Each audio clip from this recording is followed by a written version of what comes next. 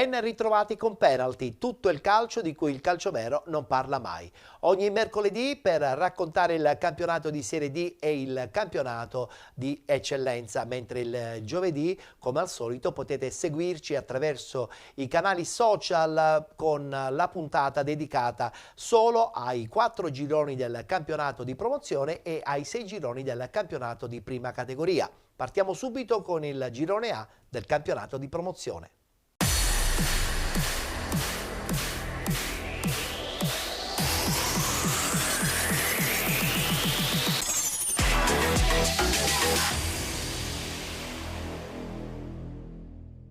Si è giocata l'11ª giornata, guardiamo il tabellino dei risultati.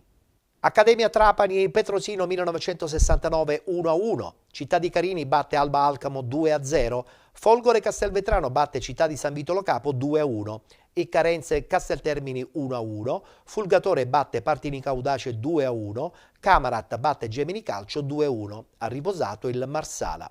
In classifica al primo posto la conferma del Fulgatore, in testa con 22 punti, con 21 il Camarat, con 19 Città di San Vito Lo Capo, 18 punti per la Folgore Castelvetrano insieme all'Accademia Trapani. 17 punti Alba Alcamo 1928, 16 punti Partini Caudace, 15 punti Petrosino 1969.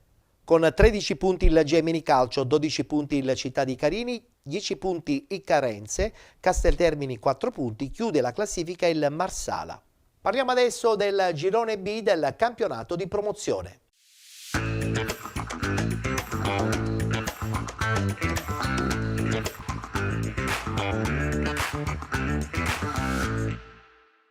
Anche in questo girone si è giocata l'11ª giornata, domenica 4 dicembre. Questi risultati: Profalcone batte San Fratello 3-1, Sant'Angiolese Lascari Cefalù 1-1, Castelluccese Villarosa Calcio 4-0, Geraci batte Città di Casteldaccia 2-1, Gioiosa batte Gorgonia Delia 3-2, Supergiovane Castelbuono batte Aspra 1-0. Ha riposato il Città di Mistretta. Rullo compressore nel girone B del campionato di promozione con la conferma in testa della squadra di Gaetano Mirto, al primo posto con 28 punti. 18 punti per l'Aspra, 17 Sant'Angiolese, 16 punti Supergiovane Castelbuono, 15 punti Gorgonia Delia, 14 Gioiosa, 12 punti Profalcone, Città di Casteldaccia, Villarosa Calcio. 11 punti la Castelluccese, con 10 punti il San Fratello ed infine chiudono Lascari Cefalù 9 punti, Città di Mistretta 8 punti.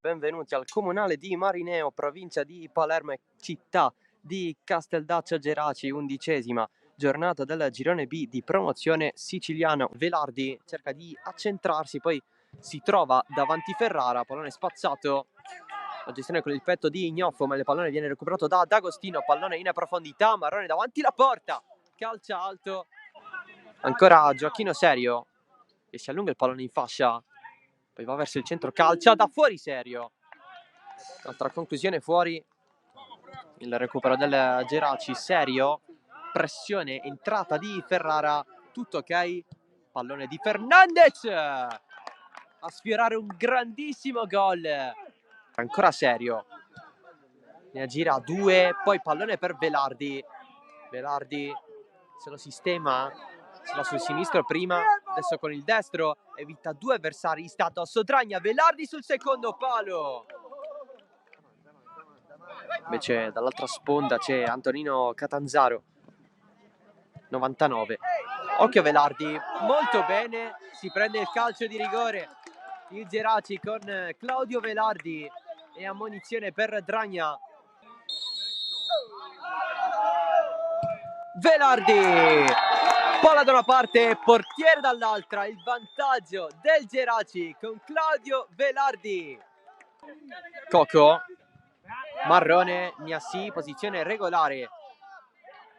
D'Agostino contro 2, giocata, pallone per Serio d'esterno, la riesce a servire Velardi in area, fermato ancora Serio da fuori, mamma mia, Macaluso, paratona, pallone in mezzo colpo di testa a levar via, c'è il tiro deviato, Giglio in piena area di rigore cade, pallone a destra di Gnoffo, è passato magicamente il pareggio del Città di Casteldaccia con Domenico Gnoffo, 1-1. E parte Gelfo, pallone verso la porta, De Miere traversa e ancora nell'area piccola si coordina Gnoffo, esce di pochissimo, a un passo dalla rimonta.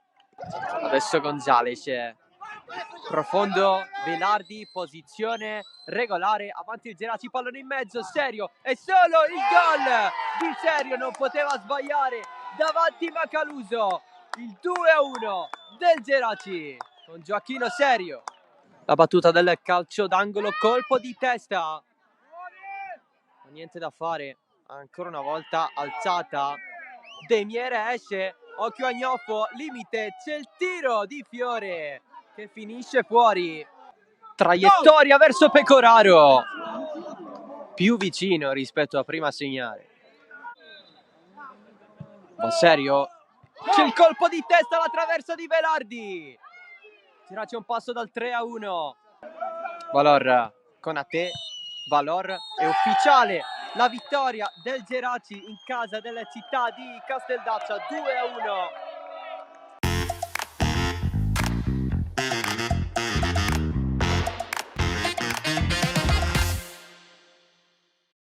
Secondo me, dico, contro una grandissima squadra che apprezzo tanto come il Geraci, oltre a livello individuale anche a livello affettivo, conosco quasi tutti praticamente, dico, almeno secondo me anche un pareggio ci stava, sia per le occasioni create da parte nostra, sia per le occasioni create da parte loro. No, il rigore io penso che c'era, quello su di loro, dico, per carità, sono oggettivo, però i portieri giustamente sono fatti per parare. De Miere ha fatto una grandissima parata su Varvara all'incrocio, la traversa nostra su calcio d'angolo, insomma occasioni ce ne sono state per loro, occasioni per noi, loro ne hanno fatte entrare 2 e noi 1. Sì, nello spogliatoio ho detto semplicemente che secondo me stiamo facendo bene la fase difensiva, perché comunque anche il primo tempo loro sì avevano il pallino del gioco, però noi non abbiamo concesso nulla nel primo tempo. Se non era per il rigore forse finiva 0-0, però eravamo poco propositivi, poco in fase offensiva, quindi ho chiesto sinceramente che giocavamo come sappiamo giocare noi, che non dovevamo soffermarci giustamente a bloccare Dzeko, a bloccare Tizio, a bloccare Accai, dovevamo giocare tranquillamente, e infatti poi siamo entrati con lo spirito, quello che volevo io dall'inizio della partita. Sì, incontriamo l'Aspra anche questa settimana, c'è anche da dire questo, io devo fare un grande applauso ai miei ragazzi, perché hanno fatto veramente una grande partita contro una grande squadra, soprattutto dopo la settimana nostra turbolenta purtroppo che c'è stato, che ha portato comunque Ciancimino, Bordoni, Badame, dico, gente che doveva giocare domenica e per altre situazioni non ha giocato, e quindi anche i ragazzi stesso, dico, ma non per chi ha giocato, per carità, avevamo tutta una juniores in panchina, stesso anche juniores che comunque ancora non ha fatto l'esordio in campionato, quindi anche farli entrare in una partita del genere non era facile, anzi un grande applauso anche a chi è entrato. Mancano questi giocatori fondamentali, soprattutto Ciancimino e Bordoni, che comunque fino a 2 giorni fa si allenavano con noi, sicuramente non è stata una bella settimana. E con tutto questo i ragazzi veramente hanno fatto una grande prestazione. Non siamo stati bravi, siamo stati molto passivi ad attaccare questa palla lunga e abbiamo preso gol su un calcio d'angolo evitabilissimo. Siamo stati bravi a riprendere subito la situazione, a fare gol, potevamo triplicare, però alla fine penso sia pienamente meritata. Ecco, hai detto bene, giochiamo tra 3 giorni, tra 3 giorni se ne parla, incontriamo una signora squadra, prima in classifica, sarà una partita difficile, noi stiamo giocando tanto, veramente tanto, siamo un pochetto stanchi, speriamo di riprendere qualcosina per mercoledì, però le partite, ripeto, iniziano sempre e solo dallo 0-0, poi il resto si vede.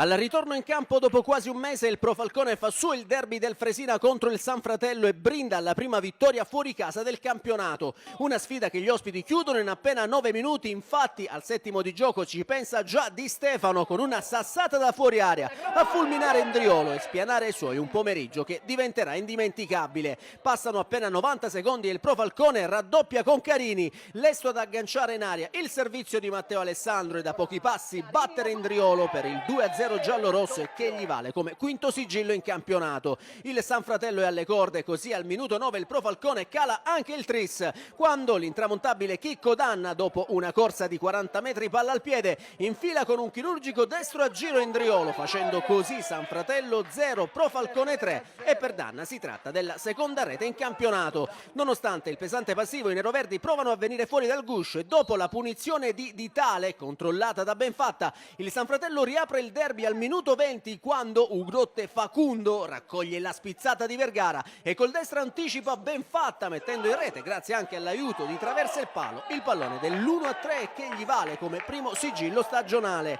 La rete galvanizza i padroni di casa che al 28esimo costruiscono i presupposti per andare ancora in gol, ma Benfatta è decisivo su Ditale. L'estremo falconese risponde presente anche sul calcio piazzato di buon tempo. Al 35esimo vibranti le proteste dei sanfratellani per un tocco di mano in aria da parte di Mendolia, ma il signor Currò lascia giocare. Nel finale di frazione poi è ancora un super Benfatta a negare ai tentativi da calcio piazzato di buon tempo la gioia del gol. Nella ripresa subito ospiti pericolosi con il corner di Danna che costringe agli straordinari la difesa neroverde. Al 58esimo ancora veementi le proteste del San Fratello per un presunto mani in aria di Pino, anche in questo caso però il fischietto messinese dice di no. Poi torna a spingere il San Fratello ed è il neoentrato Jadama ad avere due importanti occasioni, ma prima il suo destro a giro al 61esimo è respinto da Benfatta e subito dopo, perfettamente servito da Calabrese, calcia incredibilmente a fil di palo. Il Pro Falcone risponde con il colpo di testa di Maisano da corner che trova la decisiva risposta di Indriolo. Nel finale però tenta il tutto per tutto la squadra di Bongiovanni, ma il sinistro di Ditale al minuto 74 trova la parata di Benfatta, quindi la conclusione al volo di Delfio Calabrese un minuto più tardi, si perde di poco sul fondo ed infine Ditale da pochi passi è anticipato in extremis dal decisivo intervento di Maisano. Con questo successo, il secondo in campionato, il Pro Falcone si porta a quota 12 punti e scavalca in classifica proprio il San Fratello che rimane fermo invece a quota 10.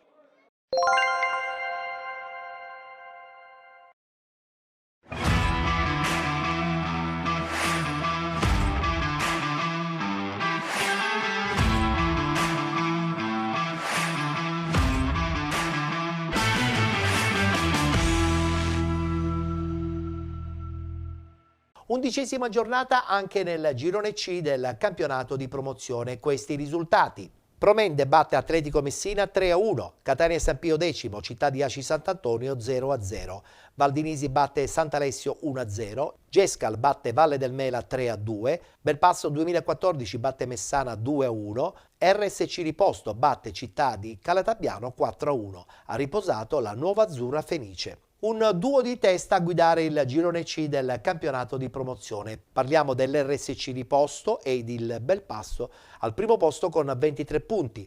20 punti Città di Aci Sant'Antonio insieme al Messana 1966. 18 punti per il Valdinisi, 16 per il Catania San Pio X. 15 punti Promende, 12 punti Sant'Alessio, 10 punti Valle del Mela Calcio, 8 punti per la Nuova Azzurra Fenice, 7 punti per Città di Calatabbiano e Atletico Messina. Chiude la classifica la Gescal con 4 punti.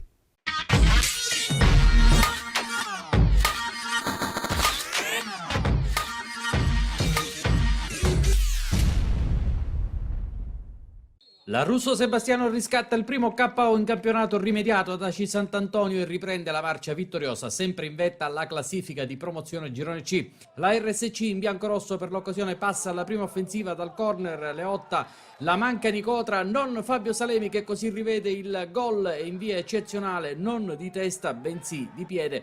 1-0 RSC al minuto 22. Altri 7 giri di lancette per assestare la cementata alla partita. Di Mauro scatena la discesa di Mangano, uno degli ex della gara filtrante per Mattia Leotta, che fa tutto col sinistro controllo e rasoterra, che fa raddoppiare i ripostesi in una partita caratterizzata sin qui da soli gol, e siamo esattamente al minuto 29. Ma sull'altro fronte stavolta sono gli ospiti a fare centro, corner di Borzì, testa di Mina Capelli, e il Città di Calatabbiano accorcia al 37esimo, riaprendo la contesa. E 2-1 per la RSC riposto all'intervallo. Con questo parziale si va dunque al riposo. Si ricomincia con una punizione liftata di Leotta. Palermo salva il 3-1.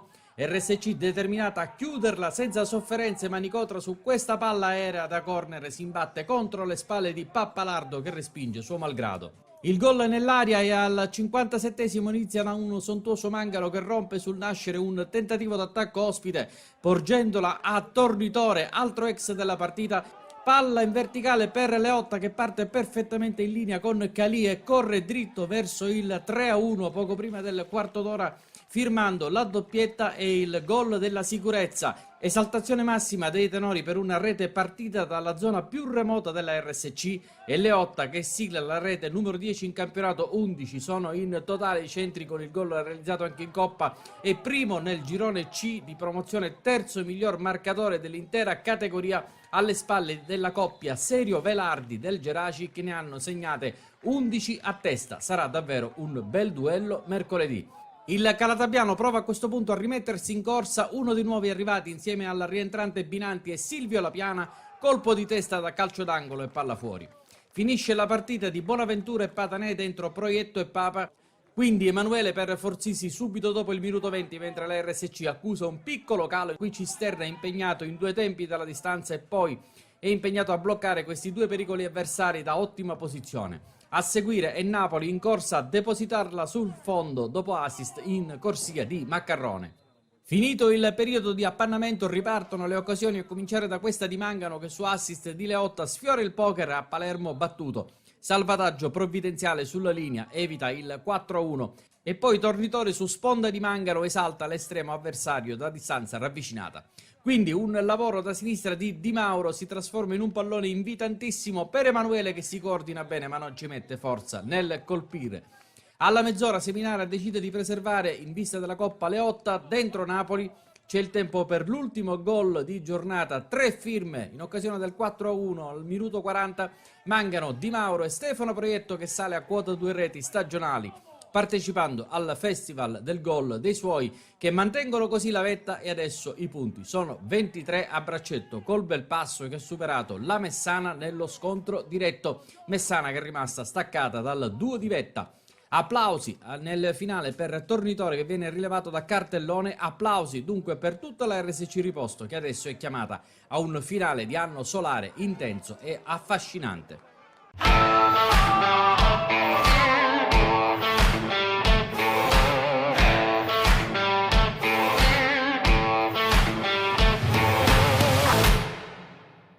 Dopo 11 giornate di campionato arriva la prima vittoria per il Gescal, che sbanca il comunale di Giammoro, infliggendo al Valle del Mela la terza sconfitta casalinga. E sono proprio gli ospiti a provarci dopo 2 minuti con Briganti, che calcia di poco alla sinistra di Scibilia. La risposta del Valle del Mela non tarda ad arrivare, con i giallorossi che a più riprese sfiorano il vantaggio. Prima con Trimboli, che da posizione centrale trova la risposta del portiere. Poi con Isaia, che da pochi metri spara sul fondo, la punizione di Sciliberto. Quindi con Mondo, che dalla distanza costringe Imbesi agli straordinari, e infine con Sturniolo, che dal limite impegna ancora l'estremo biancoverde a rifugiarsi in angolo. Il Gescal tenta di allentare la pressione dei locali provandoci da fuori, ma l'estremo di casa Scibilia non si fa sorprendere. Al 25esimo però il Valle del Mela la sblocca, quando Sturniolo, con una conclusione a giro, scavalca Imbesi e, grazie anche all'aiuto della traversa, firma così il vantaggio per i suoi e il suo terzo centro in campionato. Una gioia che per i giallorossi dura poco però, infatti 5 minuti più tardi la formazione dello Stretto rimette tutto in parità con Di Stefano, che da pochi passi infila sotto la traversa l'1-1 e che gli vale come primo sigillo in maglia biancoverde. Pareggio che galvanizza la formazione ospite, capace al minuto 41 di ribaltare tutto, portandosi in vantaggio con Briganti, che batte Scibilia grazie anche all'aiuto del palo, e per il classe 2004 si tratta della terza rete in campionato. Nella ripresa spinge ancora la formazione continuazione di Luca che dopo 2 minuti potrebbe anche calare il tris, ma il destro di Lembo è respinto in tuffo da Scibilia. 5 minuti dopo ci prova anche Scarantino in girata con la palla che sorvola di poco la traversa. Poi però l'11 di Giunta torna a spingere e al 60° i giallorossi troverebbero la rete del pari con Scattareggia, ma il direttore di gara annulla per posizione di fuorigioco dello stesso numero 17. Insiste comunque la squadra di casa e dopo il colpo di testa di Arrigo al minuto 65 terminato di poco alto, il Valle del Mela ciuffa il pareggio al minuto 77 con Scattareggia che dal limite supera Imbesi, ristabilendo la parità e mettendo a segno così il suo terzo centro in campionato. Ma anche in questo caso la gioia dei giallorossi dura poco, perché 9 minuti dopo il Gescal rimette la freccia quando al minuto 86 Nizzari con una precisa conclusione da fuori area fulmina Scibilia, facendo così Valle del Mela 2, Gescal 3 e per il neoentrato è la prima rete in maglia biancoverde.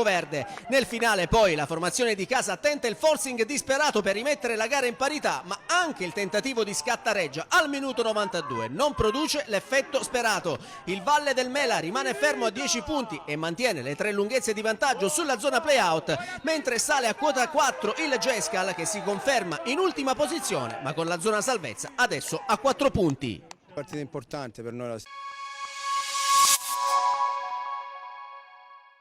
E concludiamo il tabellino del campionato di promozione presentando il girone D.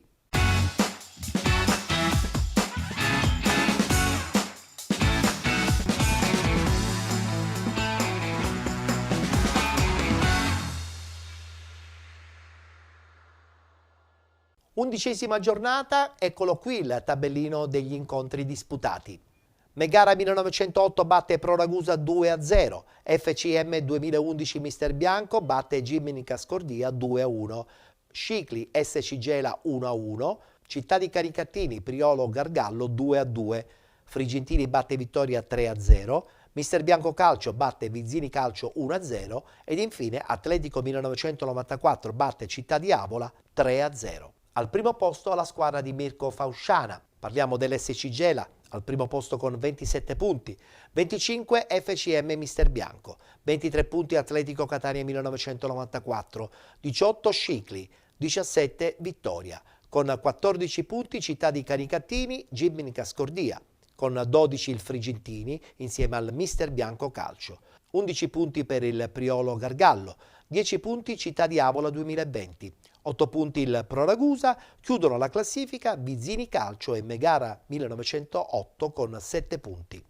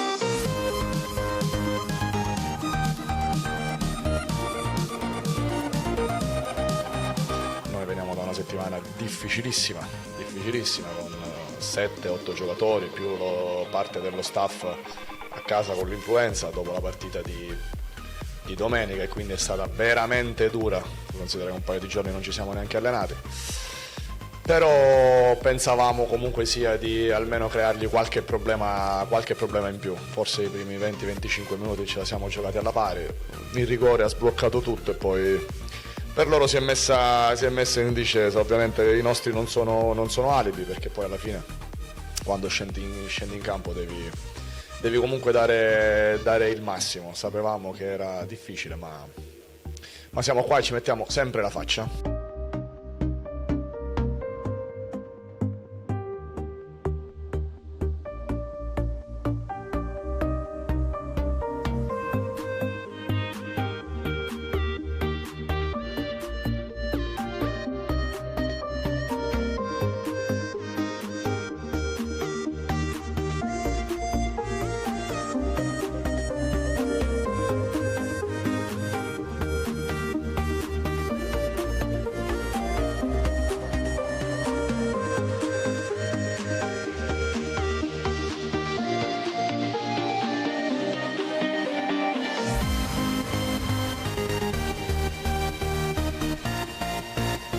capisco anche i ragazzi che arrivando volevano mettersi in mostra, volevano farsi vedere, e non essendo riusciti a entrare nel collettivo magari abbiamo sofferto qualche personalità di troppo, e quindi c'è da lavorare, c'è da fargli capire, da fare capire a tutti che siamo un gruppo unico e che bisogna entrare velocemente dentro quella che è la mentalità della squadra.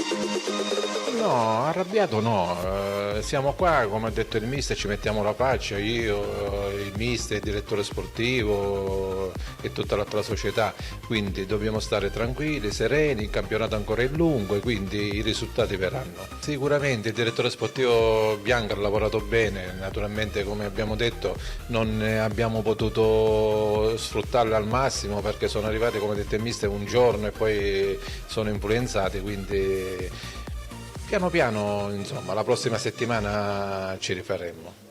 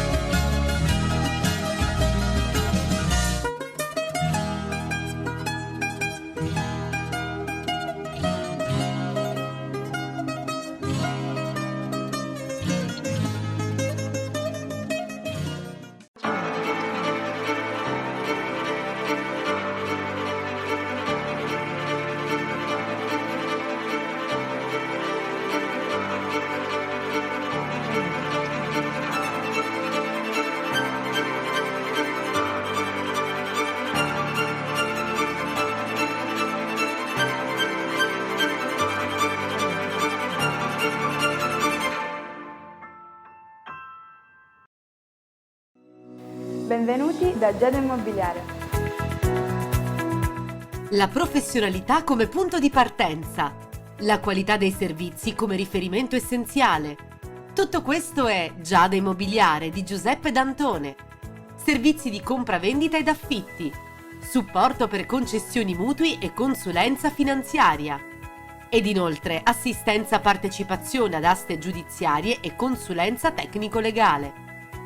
Giada Immobiliare, via Etnea 734, Catania. Info 095 6174 981 oppure 095 6174 973. Visita il sito con le nostre proposte www.giadaimmobiliare.it. Giada Immobiliare, insieme a te per comprare e vendere.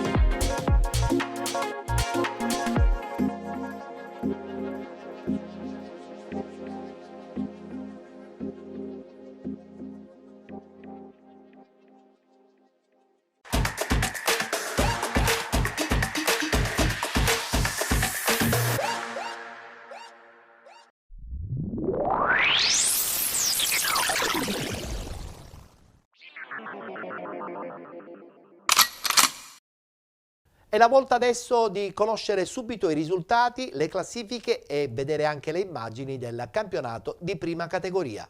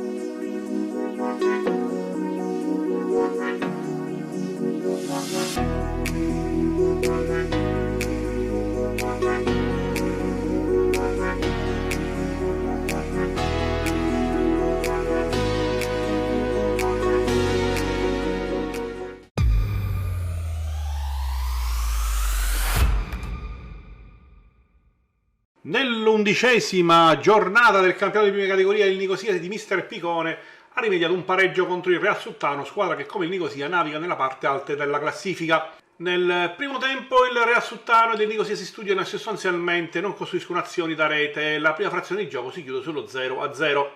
Nel secondo tempo, dopo 4 minuti, il Real Suttano si porta in vantaggio con un calcio d'angolo battuto da Polito. Interviene di testa Caronia che insacca le spalle di Scardino. Il Nicosia pareggia al 60° con una punizione battuta dall'argentino Nocito. Il portiere Noto buca l'intervento e il risultato si porta sull'1-1. Nel finale il Real Sultano tenta di riportarsi in vantaggio, ma nel finale rischia con 2 contropiedi del Nicosia. Pareggio sostanzialmente giusto che proietta il Nicosia al 6° posto con 16 punti e nel prossimo turno affronterà in casa il Riesi, squadra attualmente terzultima in classifica con 9 punti.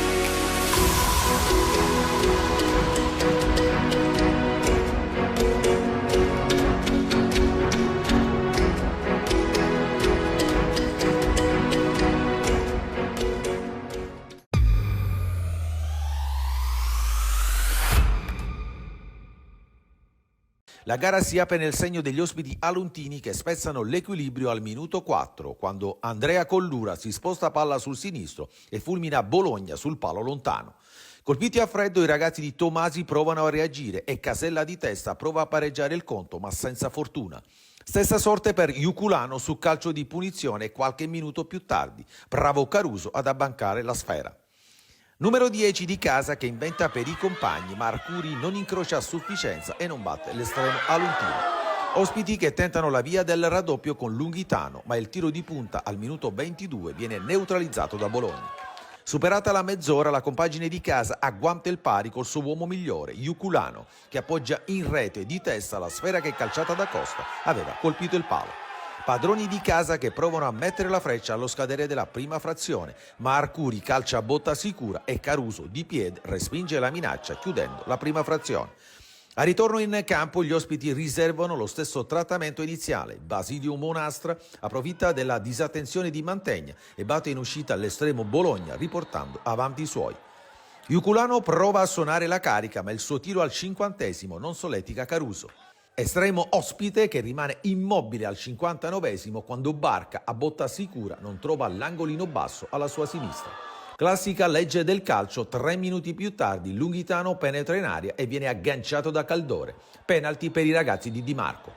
Freddo e implacabile dagli 11 metri, Lima insacca di potenza la rete dell'1-3. La gara sembra sorridere agli ospiti, ma i bianchi di casa non demordono e con Iuculano ci provano su palla inattiva, ma senza che nessuno intervenga sulla traiettoria. Minuto 69 e Barca si divora la rete del 2-3 con un tiro alto sulla traversa. Numero 11 di casa che al terzo tentativo batte Caruso e rimette in partita la sua squadra con un perfetto diagonale. Sulle ali dell'entusiasmo ci credono i ragazzi di Tomasi e sfiorano il 3-3 con Iuculano che dalla sinistra con un tiro cross costringe in angolo Caruso. Estremo aluntino che non capitola nemmeno sulla palla inattiva di Casella alta sulla trasversale, ma che deve arrendersi al minuto 84 quando Falanca rimette in gioco con un colpo di testa Arcuri lesto a trafiggerlo e certificare la rimonta definitiva. L'ultima emozione è di marca ospite, ma la punizione di Falanca non inquadra lo specchio della porta di Bologna. Finisce col pirotecnico 3-3 il match sentitissimo che lascia immutata la distanza in classifica tra le due compagini, più 4 dei padroni di casa al cospetto dei ragazzi di Di Marco. Sarà battaglia fino alla fine per il salto in promozione, visto che le due squadre sembrano le più attrezzate per il salto.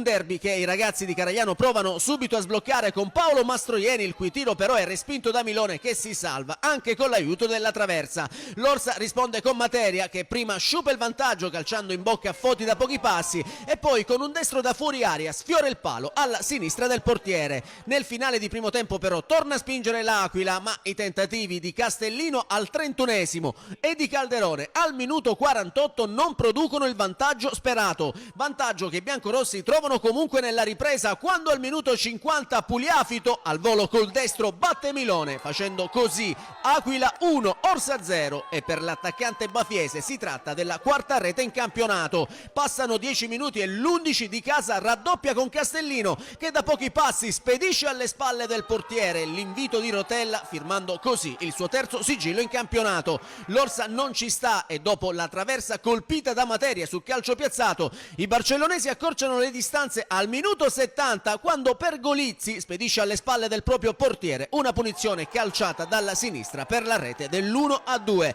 Nonostante ciò l'Aquila la potrebbe chiudere al minuto 80 con Rotella che prova a servire Pugliafito, anticipato però dalla difesa giallo-blu. Quindi nel finale assalto disperato dell'Orsa, che al 93esimo troverebbe la rete del pareggio, ma il direttore di gara ferma tutto in anticipo concedendo un contestato calcio di punizione ai locali. Da qui vibranti le proteste dei barcellonesi, con l'arbitro che espelle poi il tecnico ospite Salvo per doppia ammonizione, e a seguire anche Caragliano che nel tentativo di mettersi a protezione dello stesso direttore di gara si becca il secondo giallo della sua partita e quindi il successivo rosso. L'Aquila sale in classifica, quota 26 punti e si porta al comando insieme al Città di Galati, mentre l'Orsa Promo Sport rimane ferma a quota 13 con 3 lunghezze di vantaggio sulla zona play-out.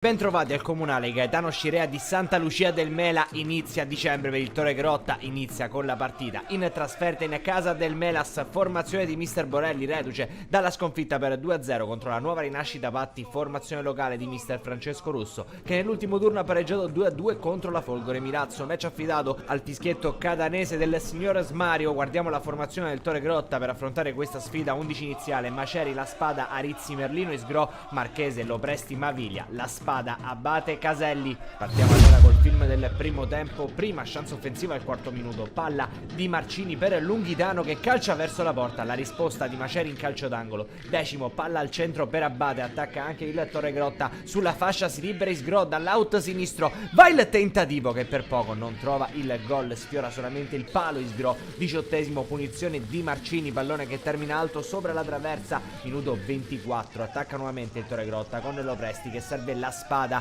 riesce a trovare l'1 contro 1 con il portiere, l'uscita è un po' avventata, ancora La Spada deve frenare, aspetta che arrivino i compagni in mezzo, poi decide per la conclusione, non è una grande idea, termina direttamente fuori. 35esimo, calcio di punizione di Libari che sorvola l'incrocio dei pali di Maceri. 40esimo, si fa vedere nuovamente il Torre Grotta più pimpante rispetto alle ultime uscite, calcio di punizione di Isgro, para con sicurezza l'estremo difensore Messina. 45esimo, ultima occasione della frazione, la sfera arriva ad Abate che riesce a entrare in area di rigore dalla sinistra, ancora Abate non calcia, riesce la difesa invece a liberare, chiede un calcio di rigore il Torre Grotta per questo intervento sul numero 7, probabilmente scalciato all'avversario, ma per il direttore di gara non c'è nulla. È così che allora termina il primo tempo a Santa Lucia del Mela e poi viene giù il cielo. Guardate tra prima e seconda frazione come cambiano le condizioni atmosferiche, e grazie a uno stoico Francesco Morabito se riusciamo a raccontarvi della ripresa. Subito Zulo su punizione, Maceri e Super mette in corner sugli sviluppi dello stesso Ejite a battere l'estremo difensore. Il Melas trova il gol del vantaggio, lo fa ad inizio del secondo tempo. 70esimo, il Torre Grotta cerca un pari che meriterebbe per quanto prodotto sin qui. Nel frattempo ancora tuoni e lampi a Santa Lucia del Mela, Arizzi, ma è strepitoso l'intervento, anzi il doppio intervento di Messina che probabilmente vale i 3 punti per i padroni di casa. Minuto 88, calcio di punizione, ultima occasione, non si vede più nulla al comunale Scirea, ma Isgro impegna Messina che salva ancora i suoi. Termina così allora il match, il Melas vince per 1-0 contro il Torre Grotta.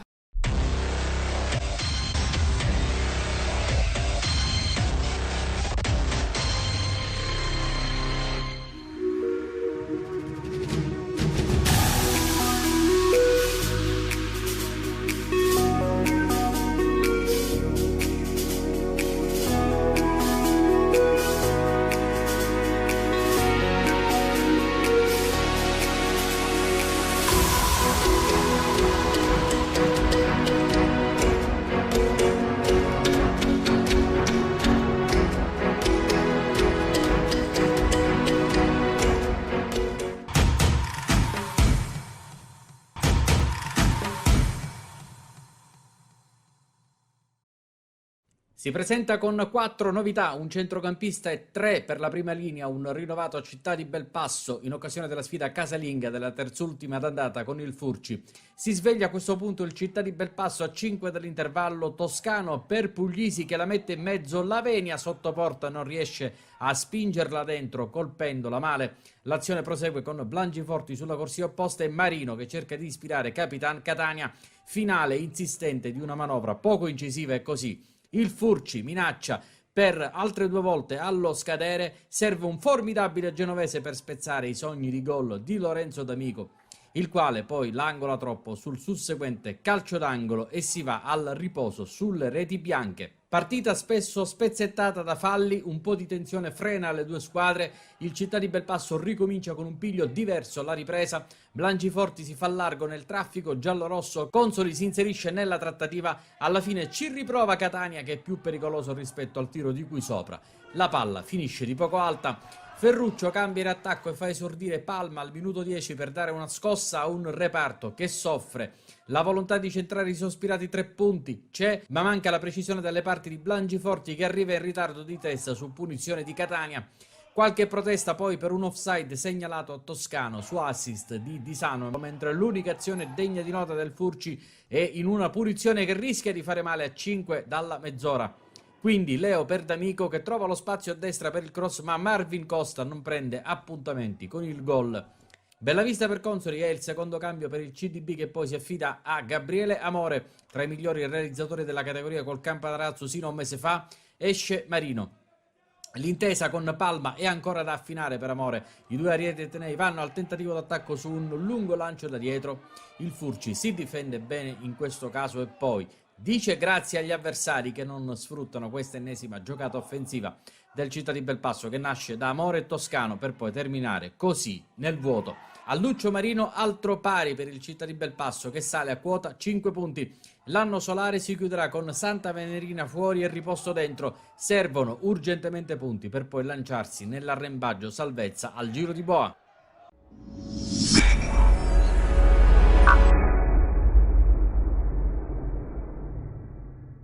Bentrovati al Valentino Mazzola di Gaggi, l'11° turno. Il campionato di prima categoria potrebbe essere di quelli spartiacque perché vanno in scena 2 match importantissimi per le zone alte di classifica. Si parte col film del primo tempo, prima chance offensiva al 7°, Dumitrascu in area, viene toccato così da Donato, secondo il direttore di gara che è inflessibile, e calcio di rigore e dunque il Città di Lingua Glossa dopo 7 minuti all'occasione di aprire le marcature. Nel frattempo vediamo a rallenti il rigore contestatissimo dai padroni di casa. Dumitrascu dal dischetto spiazza Montesanti e fa 0-1. Il Città di Lingua Glossa si porta dunque in vantaggio in casa del Caggi col proprio uomo simbolo, il numero 9, l'attaccante Dumitrascu. Al 22° reagisce però il Caggi da Pafumi a Barrica che col destro mira l'angolino basso e fa 1-1, botta e risposta tra Caggi e Città di Lingua Glossa al Valentino Mazzola. Risultato nuovamente in parità quando c'è la punizione di Finocchiaro che viene sporcata in maniera provvidenziale da Varica prima che possa arrivare lo stesso Dumitrascu. 32° Varica la grande chance in area di rigore di trovare il gol del 2-1, ma col destro trova solamente l'esterno della rete.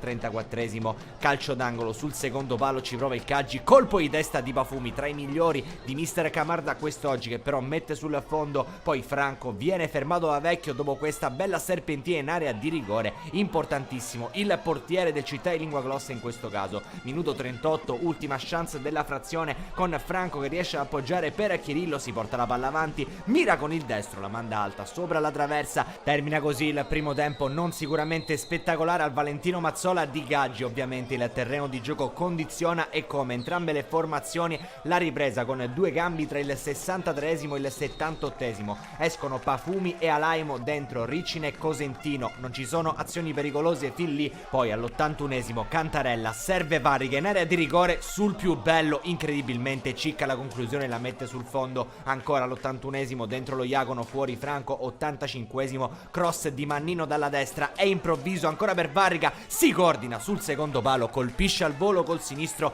la mette fuori. Minuto 92, a pochi istanti dal triplice fischio, calcio di punizione di Zappalà che finisce alto sopra la trasversale. Termina così Caggi Città di Lingua Glossa 1-1, la nuova capolista è la Gronzavoca che vince 2-0 in casa del Santa Domenica Vittoria.